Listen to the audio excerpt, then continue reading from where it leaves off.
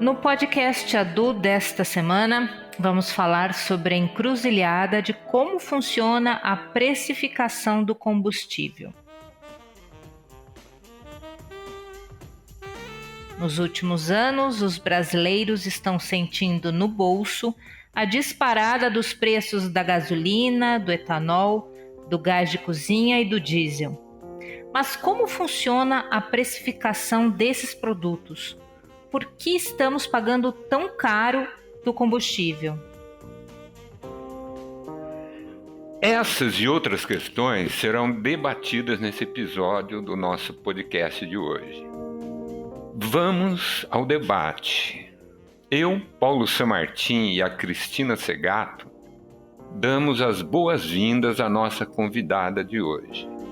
E a nossa convidada é Juliane Furno. Ela é mestre e doutora em Desenvolvimento Econômico pelo Instituto de Economia da Unicamp e economista-chefe do Instituto para a Reforma das Relações entre Estado e Empresa.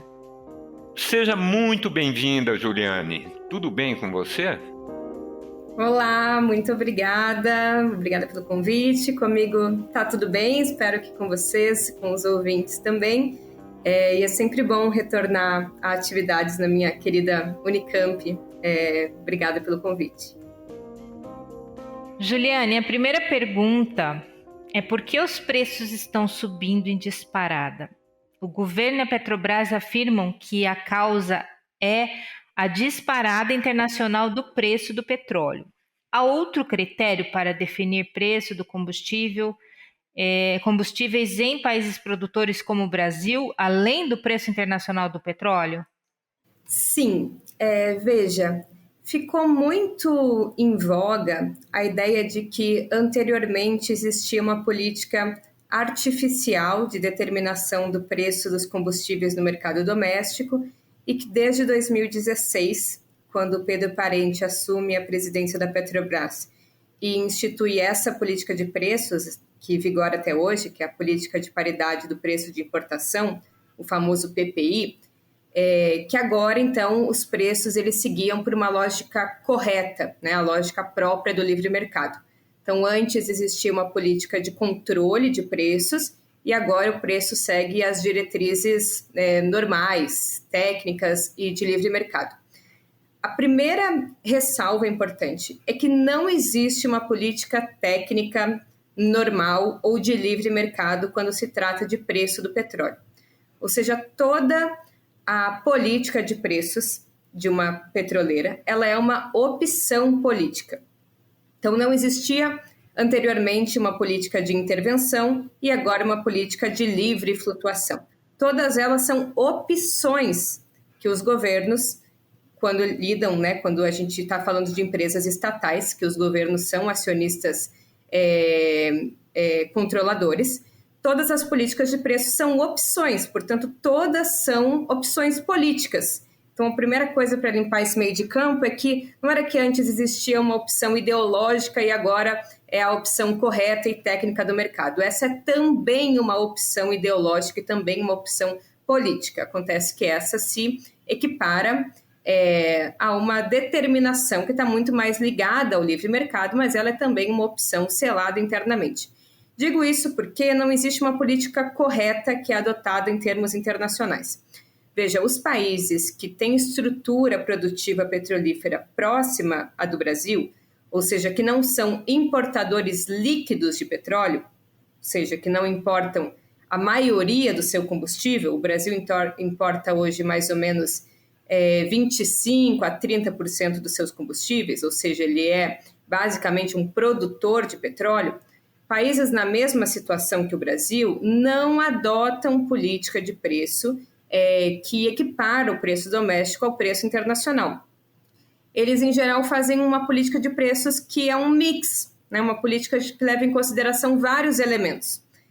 Digo isso levando em consideração o caso da Arábia Saudita, da Noruega, os países do Oriente Médio de forma geral, a Venezuela. Então, países que são produtores de petróleo, que refinam e distribuem o seu petróleo em território nacional e que, portanto, importam uma pequena parte dos seus derivados ou de óleo cru não adotam de forma automática o preço internacional para a determinação do seu preço interno. Então, não é uma obviedade que o Brasil deveria adotar a política de paridade do preço ou internacional ou de importação, tal como se fosse uma commodity qualquer, porque aqui se trata de um ativo estratégico e se trata de um país que o produz e o comercializa no mercado doméstico. A gente não está falando de um produto que a gente exporta. Anteriormente, como era a precificação do combustível, para a gente entender o que mudou? Durante toda a história da Petrobras, desde o seu nascedouro nos anos 50 até 1900 não. Desde o seu nascedouro em 53 até 2016, a Petrobras ela teve uma política de preços que, em geral, levou em consideração 4 elementos. O primeiro e o mais importante sempre foram os custos de produção. Então, para avaliar quanto custa a gasolina, o diesel, o GLP no mercado doméstico, a Petrobras levava em consideração quanto era o custo de extrair, refinar, distribuir e vender esse combustível no mercado doméstico. Além disso, a Petrobras coloca também uma margem de lucro nesse combustível para a formação do preço final.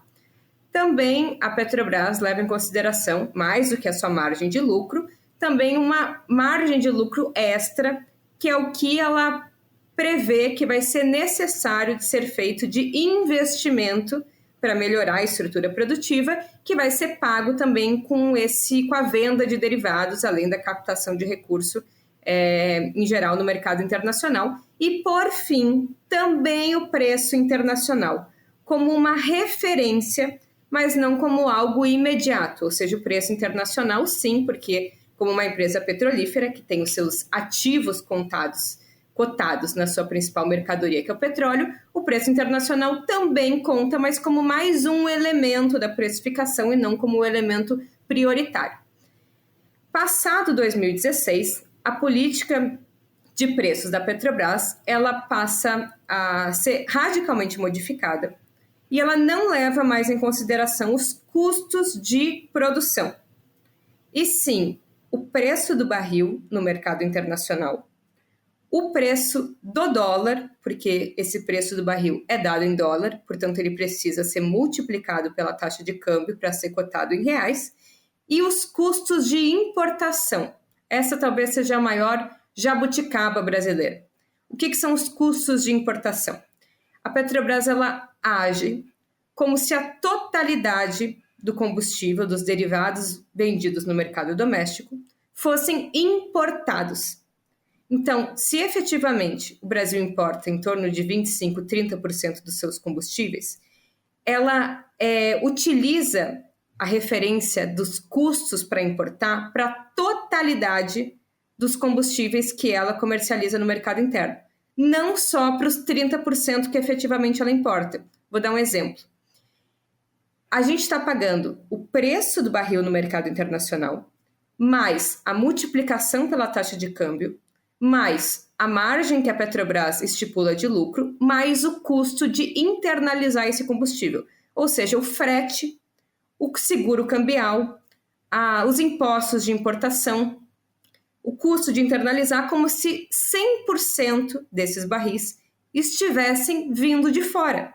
Ou seja, a Petrobras, ela se comporta como se ela fosse uma importadora líquida, ou seja, como se 100% do que a gente consome aqui viesse de fora, enquanto, na verdade, no máximo 30% vem de fora. Então, esse custo de importação é o principal elemento que diz respeito à particularidade do Brasil, que não é só o preço internacional e a taxa de câmbio, mas embutidas esses conjuntos de taxas. Então, é por isso que hoje a gente paga um petróleo, um combustível muito mais caro, porque a gente não só está refém à dinâmica própria do mercado internacional, que em função da não normalização ainda da economia como um todo, em função da crise e também da guerra da Ucrânia, e a desvalorização do real em função também de uma série de desorganizações da estrutura produtiva e dos fluxos internacionais de capital em termos globais, também a gente paga essas taxas artificiais e uma margem de lucro também elevada da empresa. Então, dá para dizer que, em síntese, o principal elemento, que seriam os custos de produção para formar o preço final de uma mercadoria, como seria qualquer outra empresa, né, que utiliza um markup, não são mais levados em consideração. Então, a gente paga um preço interno que não se relaciona com as variáveis propriamente internas, como quanto é para produzir, refinar e distribuir um barril de petróleo em território nacional, portanto, abrindo mão de uma conquista importante da sociedade industrial brasileira, que foi ter efetivamente descoberto o petróleo em território nacional, construído refinarias, toda uma estrutura de terminais, gasodutos e estrutura de distribuição e postos de combustível. Nada disso mais importa, mas sim o preço de referência no mercado internacional. Então a Petrobras está lucrando em cima do lucro. Isso é particularmente grave. Sabe por quê? Não só porque o preço agora está mais elevado em função de variáveis externas. Veja, a Petrobras, ela teve um lucro líquido de 107 bilhões de reais no ano de 2021. Esse é o maior lucro da história da empresa. Inclusive, se a gente for olhar a taxa de lucro, que é o que ela lucrou em cima do seu patrimônio líquido, a taxa, é em torno de 23,7%. 23,7% de taxa de lucro é algo que talvez só seja verificável em atividades próximas ao crime organizado. Nenhum setor de livre mercado na sociedade capitalista tem uma taxa de lucro de quase 24%. É como se cada 100 reais, né, colocados em circulação, 24 fosse lucro líquido. Eu fui esses tempos num jogo do Vasco, no Rio de Janeiro, e eu paguei 150 reais no ingresso, porque eu comprei de um cambista na hora de entrar no jogo. E eu percebi que os 150 reais que eu paguei do ingresso não tinha uma taxa de lucro para o cambista, como tem a Petrobras, cobrando o preço dos combustíveis. E aí não é só porque ela usa uma precificação artificial, porque, veja, ela não virou uma empresa altamente lucrativa porque ela virou muito produtiva, né, por motivos internos. Ela é muito capacitada, de uma hora para outra, ela é também isso. Mas não é por isso. É porque ela se aproveitou de um evento exógeno, que não diz necessariamente respeito às suas competências tecnológicas só.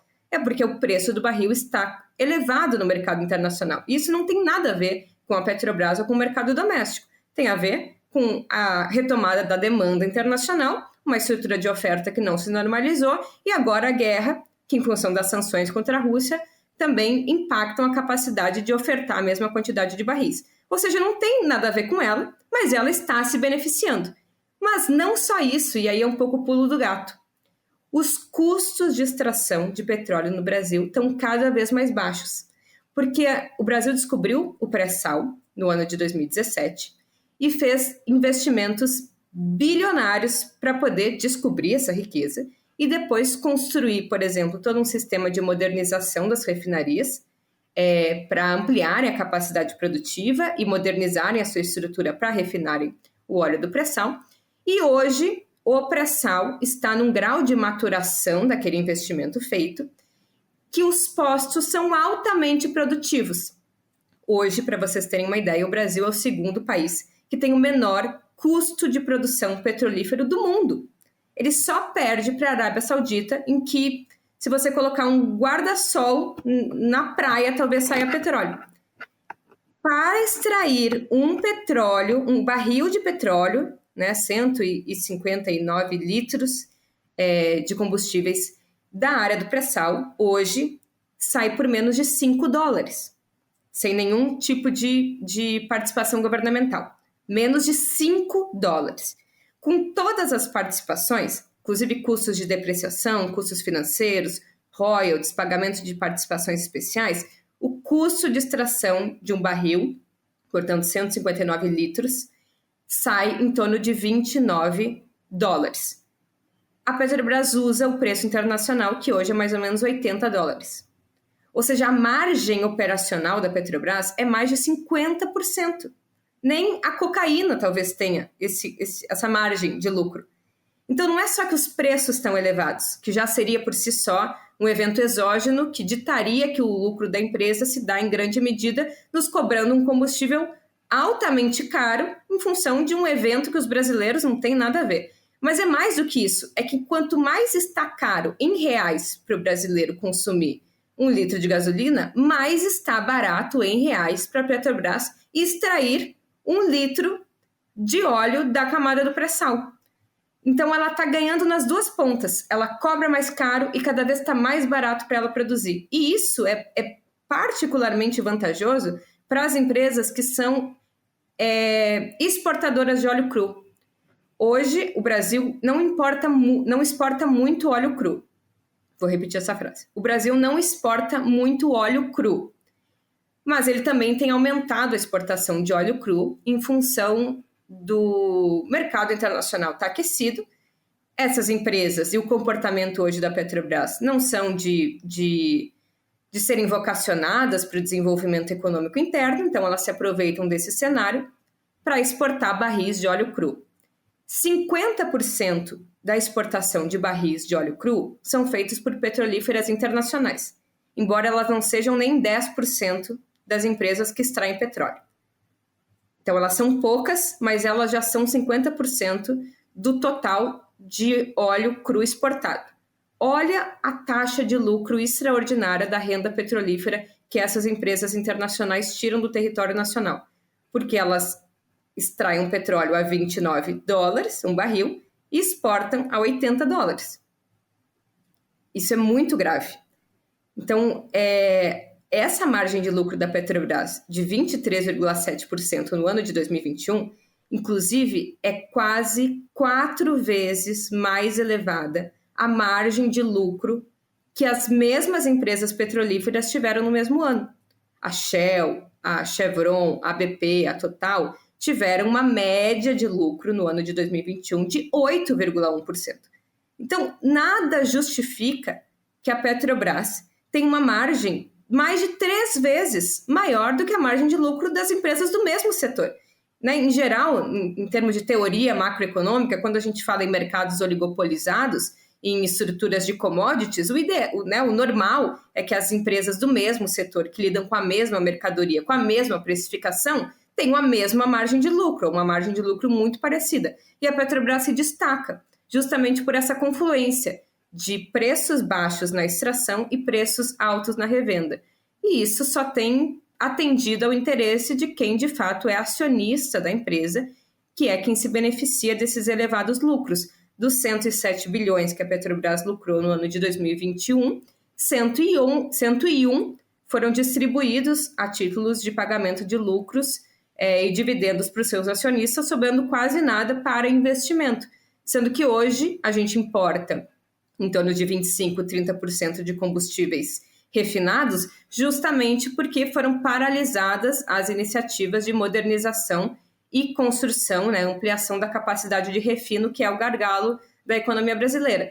Então, se a Petrobras sabe que hoje a gente tem muito óleo embaixo da camada de sal, mas tem baixa capacidade, falta capacidade instalada de refino, por isso a gente tem que importar combustível, ela deveria reter o máximo de lucro líquido possível para ampliar a capacidade produtiva, construir novas refinarias. Mas ela distribuiu quase a totalidade do seu lucro exorbitante em lucros e dividendos, ao invés de reter parte desse lucro extraordinário, inclusive, repito, por condições exógenas, e se comprometer com a modernização da estrutura de refino para que o Brasil, então, possa superar esse novo gargalo, que é da dependência da importação de combustíveis, um cenário de aumento da demanda por combustíveis no mercado brasileiro, em que o setor de refino é agora o gargalo da vez, e que, como a gente conhece pela história brasileira, o setor privado, inclusive o setor privado estrangeiro, é incapaz, pela própria racionalidade do setor privado e da obtenção de lucro no curto prazo, incapaz de construir refinarias no Brasil. Então, se a Petrobras não se dedica a esse esforço de aumentar o seu nível de investimento, seja através de endividamento, seja através de retenção de lucro líquido para construir novas refinarias, o setor privado não vai fazer, a gente vai continuar dependente da importação e, portanto, dependente da variação de preços internacionais, ou pelo menos nesses 30% que o Brasil efetivamente importa. Viu, Juliane, essa questão, por exemplo, nós tivemos um aumento considerável da importação do diesel agora esse ano, né? Da onde vem?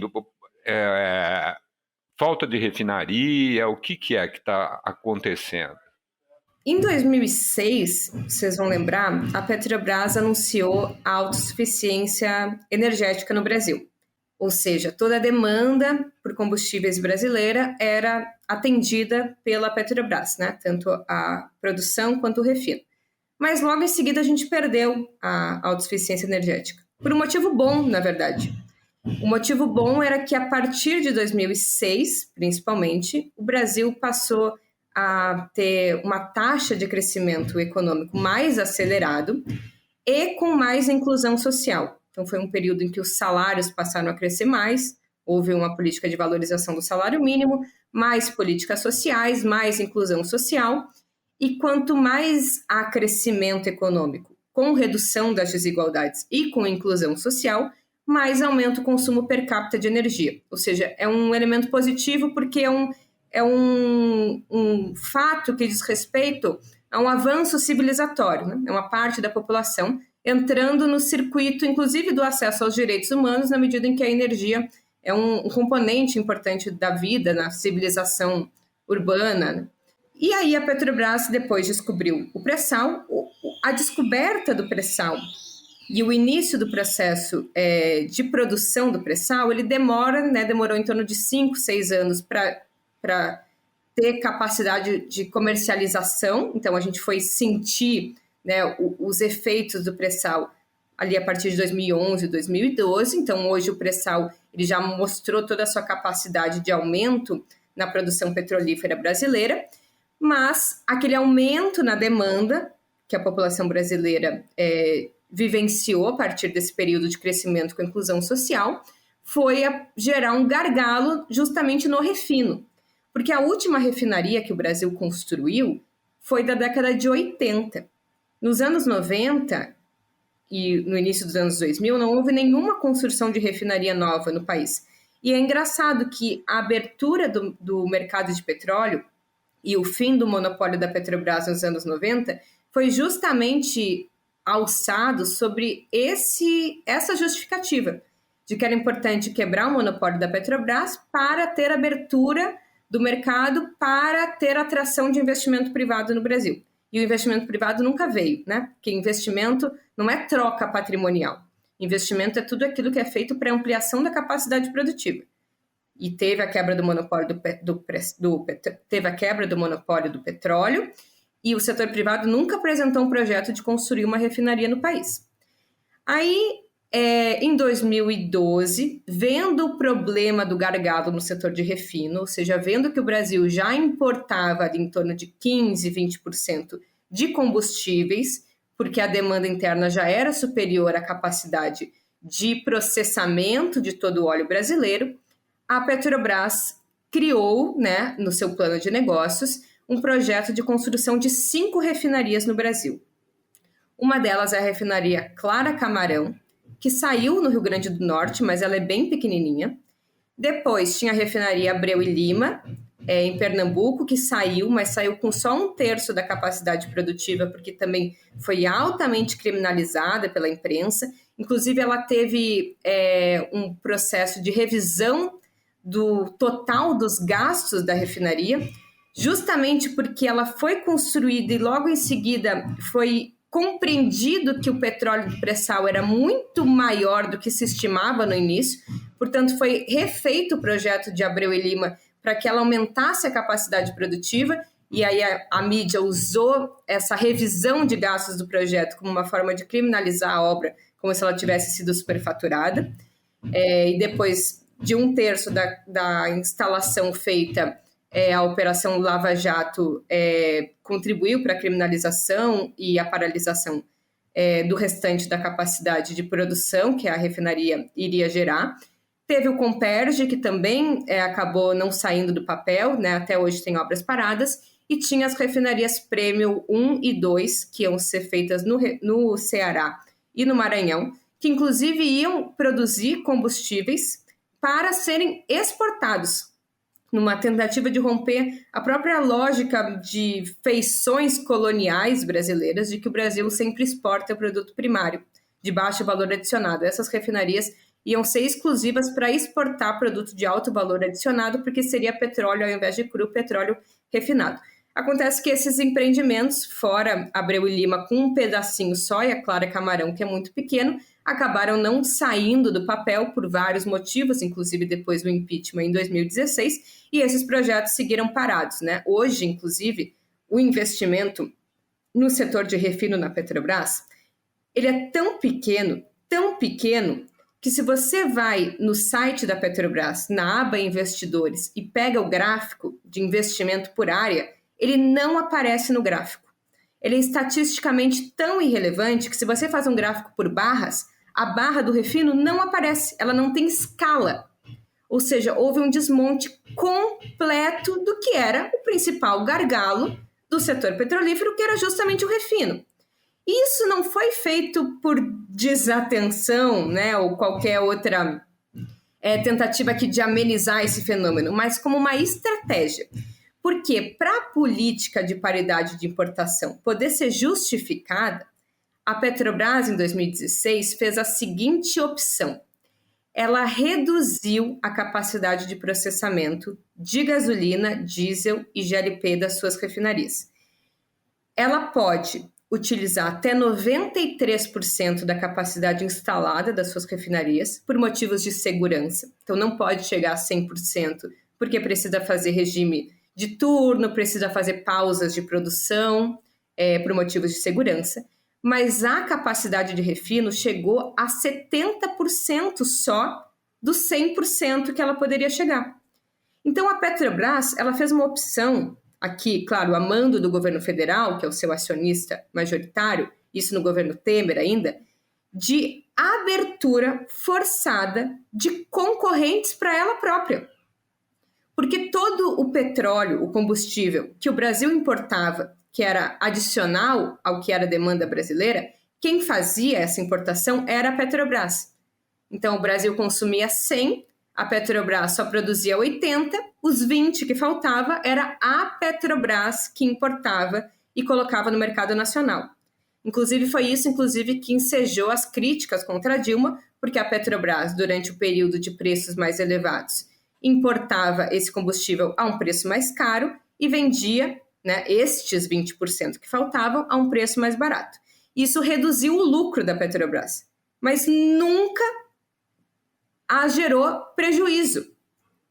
Reduziu o lucro, sim, mas a Petrobras não teve prejuízo com isso, porque não era a totalidade dos combustíveis, mas era só os 20%. Fez o que, na minha avaliação, deve ser o papel de uma empresa estatal, inclusive, amortecer os preços elevados no mercado internacional para aquela parcela que efetivamente é importada. Mas voltando, então a Petrobras ela passou a refinar menos diesel e gasolina, abrindo mais espaço para que essa demanda nacional fosse abastecida não mais por ela, mas por uma coisa chamada importadoras. O Brasil não existia essa figura no Brasil de empresas importadoras. São empresas que elas ficam nos navios em alto mar, são quase como navios piratas, elas ficam esperando uma ligação, dizendo assim, ó, traga combustível aqui, que está faltando. E aí elas trazem combustível aqui, obviamente cobram um custo elevado, né? Porque, inclusive, a teoria econômica explica pela oferta e demanda e pelo elemento da escassez. E essas refinarias, de 2016 até 2018, passaram de 0 a 400 empresas. Não existia essa figura de importadores, a Petrobras fazia, e a Petrobras, na medida em que reduz a capacidade instalada ou aumenta a ociosidade nas suas refinarias, abre um flanco para a atuação dessas empresas, a maioria internacional, que não existia. A Petrobras abre mão de fazer esse papel e abre espaço para hoje mais de 400 empresas que são cadastradas na Agência Nacional de Petróleo, que fazem essa função, que é prover o mercado doméstico de combustíveis importados. E essas empresas são todas internacionais? São A todas de maioria fora? dessas empresas são internacionais, são de fora. E olha só outra coisa curiosa. Quem criou, quem inaugurou a política de paridade do preço de importação no Brasil foi o Pedro Parente, que hoje é presidente do conselho de administração de uma empresa chamada Açu Petróleo, que é nada menos que uma importadora de petróleo, que é nada menos do que uma empresa que não existia antes dele adotar uma política que criou um mercado para essas empresas que não existiam mais. Esse é um fenômeno chamado porta giratória, que também existe muito no mercado de petróleo e gás. É como se você tivesse uma padaria e você contrata um gerente, e esse gerente vai vendendo seus ativos para a padaria do lado, e depois de 2 anos ele passa a ser gerente da padaria do lado e leva com ele toda a sua estratégia, o seu marketing, a sua política de preços, e você criou ali as condições para que os seus concorrentes, inclusive, ganhem espaço no mercado que você, inclusive, foi monopolista, não de direito, mas por muita competência, porque o mercado de pães, como é o mercado de petróleo desde os anos 90, é um mercado aberto. Se a Petrobras é monopolista de fato, é porque ela tem capacidade e competência, e o setor privado é bastante acovardado, especialmente o setor privado nacional. E nesse momento, dentro desse quadro que você está desenhando, essa corrida, essa tentativa de acelerar a privatização da Petrobras, quais são as consequências que você avalia que vão acontecer rapidamente? As consequências são muito graves, porque uma vez eu li um livro do ex-presidente do Equador, o Rafael Correa, que é um cara que eu gosto muito, economista, e quando ele foi presidente do Equador, existiam muitas críticas porque ele não retirava a dolarização da economia do Equador. O Equador foi dolarizado e o Rafael Correa, um presidente progressista da esquerda, não reverteu a dolarização. E ele disse uma frase que me faz refletir muito. Ele disse: se fazer coisas é difícil, desfazer coisas é muito mais difícil ainda. Nesse caso, o governo Temer e o governo Bolsonaro estão criando um caminho para que desfazer o que eles fizeram é muito mais difícil do que qualquer outra coisa. Porque, veja, se antes a política de preços era uma opção, o Conselho de Administração fazia uma opção com base no que se acreditava que era a função da Petrobras, hoje a política de preços não é mais só uma opção, mas ela já é, em alguma medida, um constrangimento. Porque, veja, hoje o Brasil depende da política de preços de paridade de importação. Porque vamos supor que aqui ganhe a eleição um governo progressista, que não goste da política de paridade do preço de importação, porque sabe que os brasileiros ficam refém de uma política que leva em consideração variáveis externas, que impacta na inflação, que distribui lucro para o acionista.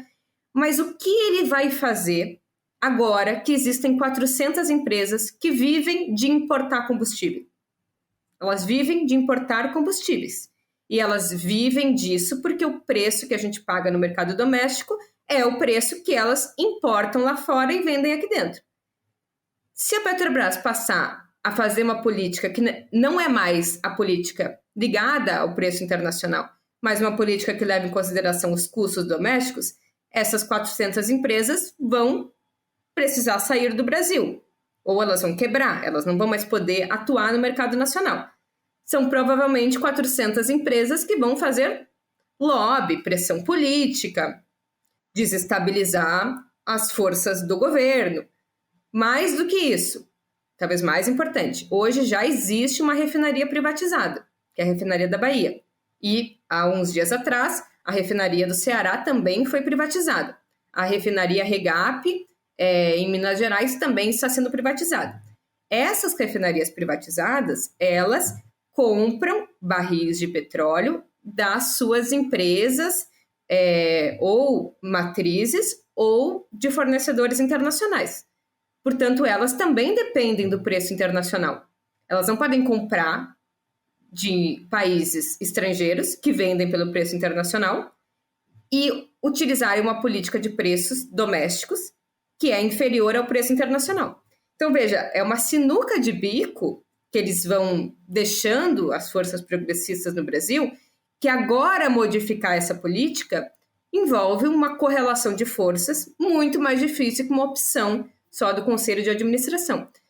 Então, essa é, de fato, uma privatização, se não de direito de fato, porque você está constrangendo ou obrigando a Petrobras a se comportar como se não existisse saída, a se comportar de forma análoga a uma empresa privada, de gestão privada, que se importa fundamentalmente com a geração de lucro para o seu acionista e não com a sua função social.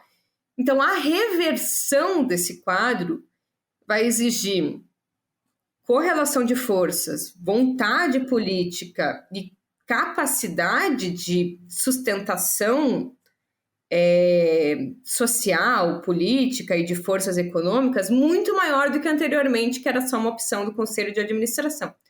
Eles não têm força para privatizar a empresa, porque a empresa ainda é um símbolo de soberania nacional. Veja, a campanha O Petróleo é Nosso, que inclusive foi feita num período em que nem existia petróleo no Brasil, a campanha O Petróleo é Nosso é dos anos 40, nem existia petróleo em bases comercializáveis no Brasil, foi a maior campanha para uma pauta de soberania nacional que o Brasil já teve, né? Uma pauta não corporativa.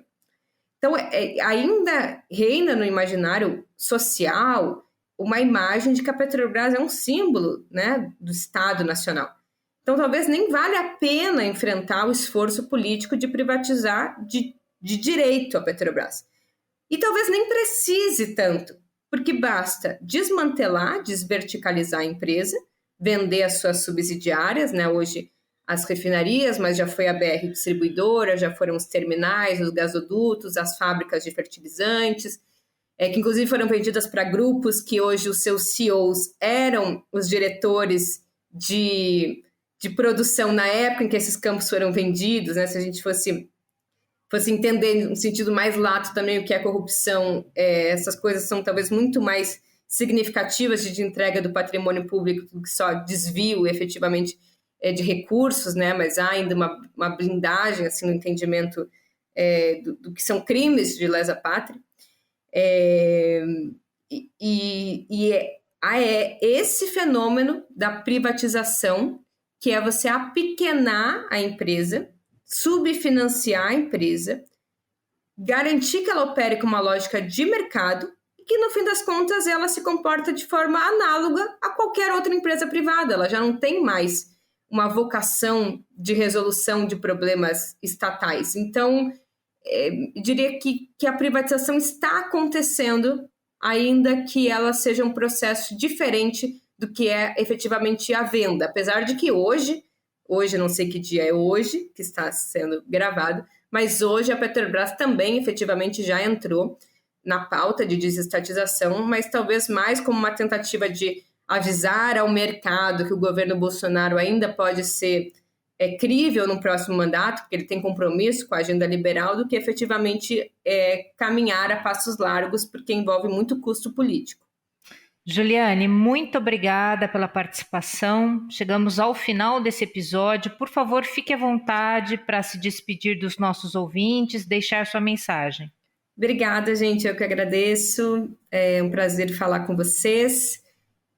Espero que a gente se encontre. Tomara que para falar de coisas boas no próximo momento, eu, apesar de ser portadora sempre de diagnósticos muito ruins, sou uma sempre esperançosa e acho que a gente tem que se manter organizados. Parabéns a vocês que fazem parte desse movimento de professores. O movimento sindical tem uma tarefa muito importante nesse período, os estudantes também.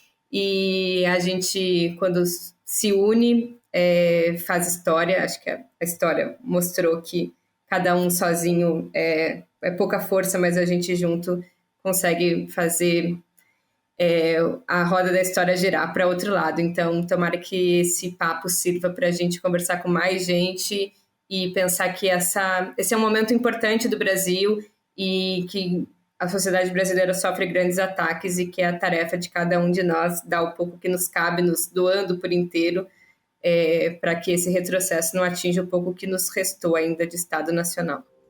Obrigada. Nós que agradecemos sua participação. Chegamos ao final desse episódio, falamos com a economista Juliane Furno sobre política de preços dos combustíveis. Siga nossas redes sociais, nosso site, fique por dentro dos temas que serão abordados nos próximos episódios do podcast ADU. Até lá!